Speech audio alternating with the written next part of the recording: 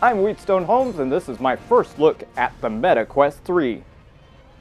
Yep, looks like a Meta Quest 3. This is the Meta Quest 3, and it is pretty amazing. It has high resolution, pretty much the same as my HP Reverb, which was the best resolution on the market at that time. I know some other more scientific-based VR headsets were available, but I mean, that's not within reach of our mere mortal budgets.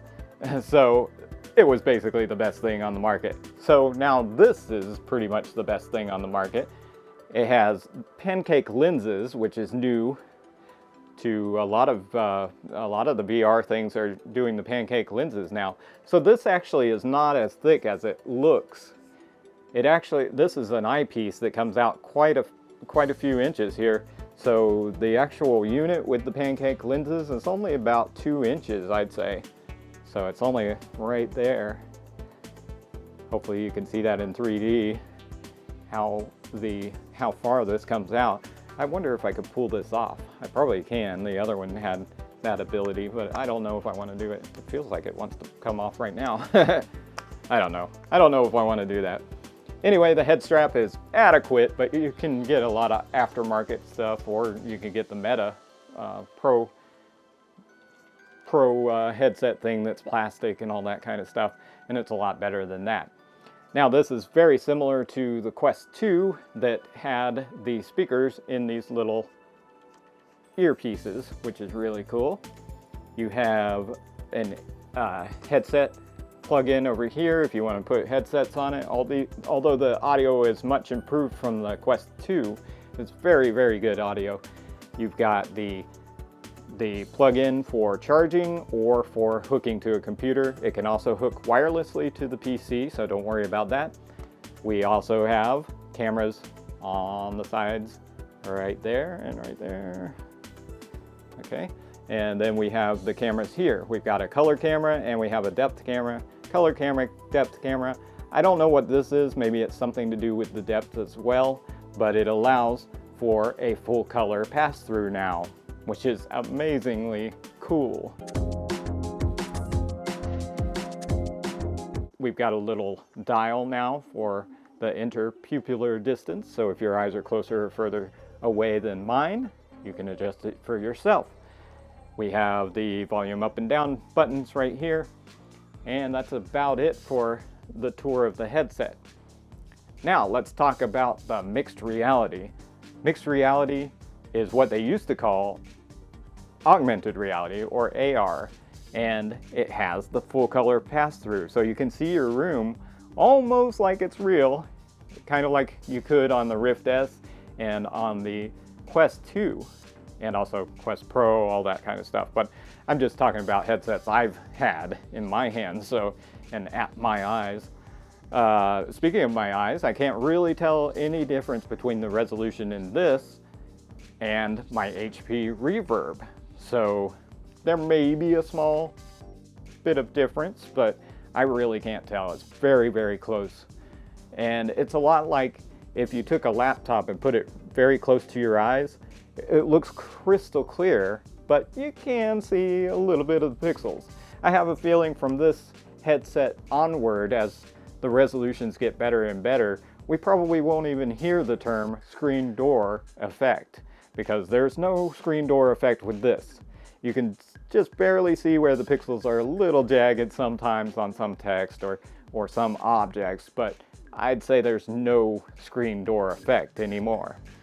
And I've never seen any bloom with these new pancake lenses, and I haven't seen any God rays. Of course, I haven't put it through the worst test you could do for a VR headset, black background with white text, although I had heard that somebody did that and they said that there was no problem with this headset. So I would tend to believe them because I haven't seen anything that's wrong with it so far. You get a clear view basically anywhere. I did notice that if you move it just a little bit up or down, sometimes it'll be like just a little fuzzy, but it's pretty clear. It's not like the old headsets where you had to really you know, move around and all that kind of stuff to try to wiggle yourself into a good screen. And now for the controllers. They no longer have rings around them.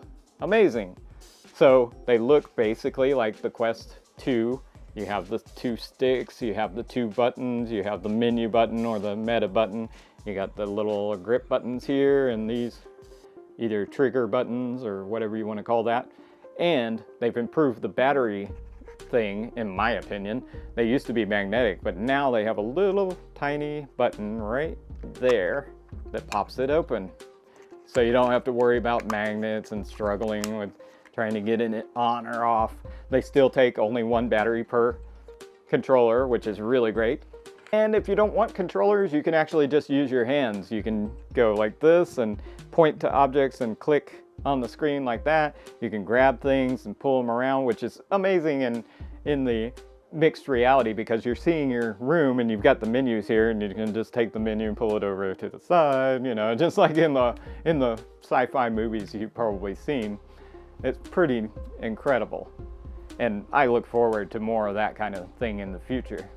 That information is not stored. It's only stored for that session. So once you turn your headset off, it erases that data. So don't worry about it storing that kind of stuff. According to their privacy policy, that's what happens. Now, as for the auto mapping of your room that the headset does when you first set it up, I don't know what they do with that information. So it could be going to Facebook, it could be going to Meta, whatever you want to call that. Meta, basically, I'm pretty sure they're going to take Facebook and just merge it with Meta and it'll all be Meta at one point. But anyway, that stuff, I have no idea what they do with it. So I took it out into the garage because I figure everybody's seen my garage online, so I don't really care. It looks like pretty much any garage except I got a bunch of junk in there. So I took it out to the garage to do that. And the mapping works pretty well, but you can override the map too. So don't worry if you've got a small space like I do here in this room. You can still trace your own map.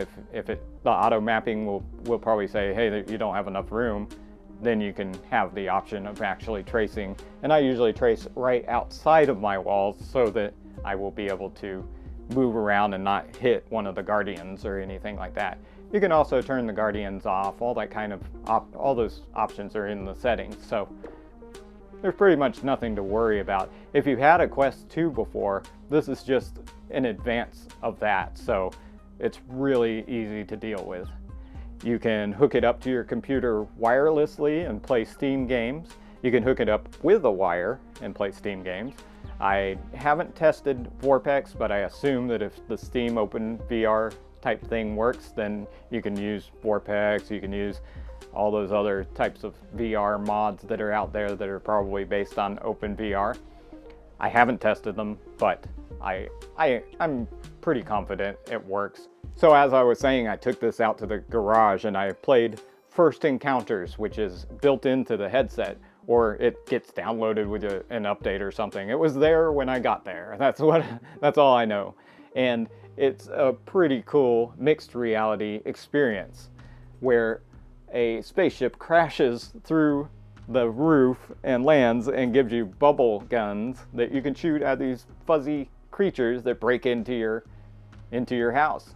So it's really incredible. There are a few other games that are similar to that. There's a couple of zombie games where the zombies it'll have a doorway and they'll come out through the door, or it'll have a window or something.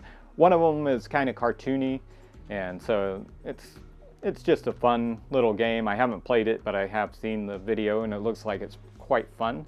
And then the other one is more on the more realistic type zombie, but it's still pretty cartoony. So I would say probably somewhere in between the cartoony zombie thing and Arizona Sunshine, something like that. So it's not quite realistic, you know, so it's probably quite interesting as well. The mixed reality, which they used to call AR, which is augmented reality, is what I expect the future of VR to be, because you can take things that are computerized, that are in your headset, and put them on tables. For instance, the Demio and then the upcoming Lego game. and some other games like that will allow you to place it on a countertop or place it on a table or something, and it's the game board or whatever you're playing with. You can place that on a table or a countertop and play the game or build your Legos or whatever you're doing. And then when you turn your headset off, all of that stuff is stored in there, and then when you come back for your session, there's your table with all your stuff on it. So it's like a model train or a Lego set that you don't have to worry about somebody bumping and messing up. If they only had a chess game like that.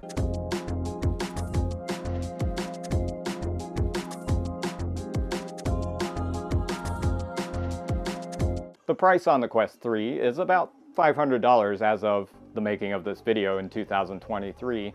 To put that into perspective, if you were to buy a used 5 Pro system, you would need a PC, you would gain wires, and you would spend more. You'd get a little bit more resolution than the Quest 3, but there you go. Those are the drawbacks. You would have to have a PC, you would have wires on it that connect to that PC, and you would spend a lot more money, or a little more money on it, just for a little bump in resolution.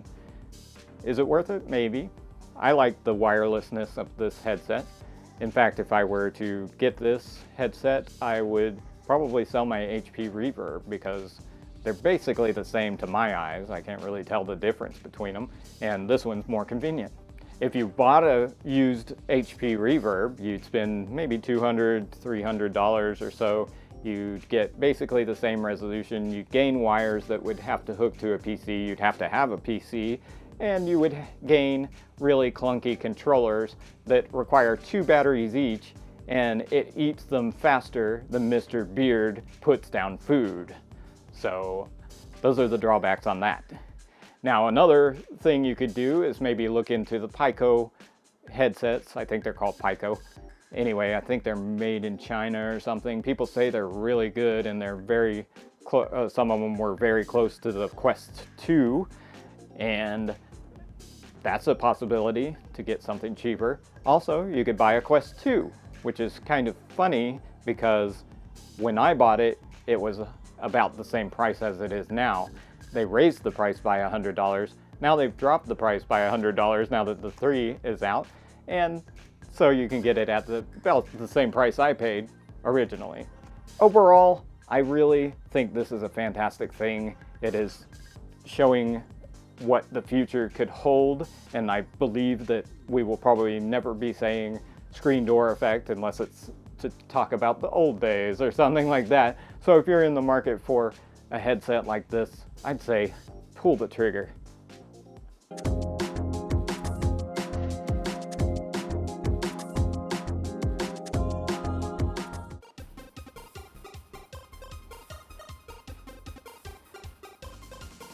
One of those old headsets are, yeah. Let me try that again. If they only had a chess game like that, they probably do. I don't know what else to say. If you're in the market for it, go ahead and pull the trigger. Pull the trigger. I'm pretty confident it works.